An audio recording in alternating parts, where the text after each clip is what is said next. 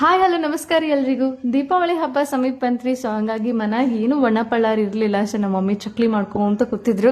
So chakli ಅನ್ನೋಂತಲೇ ನಾ ತಿನ್ಬಾರ್ದ್ರಿ, ಯಾಕಂದ್ರೆ ನಾ ತಿಂದ್ರೇನೋ ಕೂಸಿಗೆ ತ್ರಾಸ ಆಗ್ತದ ಅಂತ ಹೇಳಿ ಅಂತಾರೆ ನಮ್ಮ ಅಜ್ಜಿಗಳು. ಸೊ ಹಂಗಾಗಿ ತಡ್ಕೊಳಕ್ಕಾಗ್ಲಿಲ್ಲ, ಒಂದ್ ಚಕ್ಲಿ ತಿಂದೆ.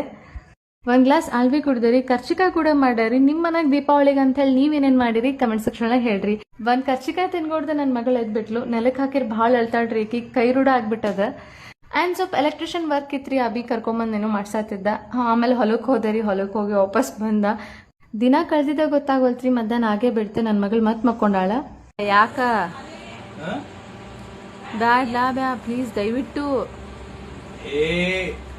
ನನ್ನ ಮಗಳ್ ನೆಬಿಸಿ ಅಭಿ ಕಿತ್ತಾಪತಿ ಮಾಡಿ ನಮ್ಮ ಮಮ್ಮಿನ ದವಾಖಾನಿ ಕರ್ಕೊಂಡು ಹೊಂಟಾರಿ. ಸೊ ವಾಪಸ್ ಬಂದ್ರಿ ನಮ್ಮ ಮಮ್ಮಿ. ಸೊ ಅಕ್ಕಿ ಅಂತ್ರಿ ಫುಲ್ ಖುಷಿಯಾಗ್ಬಿಟ್ಲ, ಎರದ್ರಿ. ಆಮೇಲೆ ಸ್ವಲ್ಪ ಮಲ್ಕೊಳತ್ತಾಳ. ಜೋಳ್ಗ್ಯಾಗ ಅಂತ್ರಿ ಒಲ್ ಅಂದ್ಲ. ಸೊ ತೊಡಿ ಮೇಲೆ ಮಲ್ಗಸಾತಾರಿ.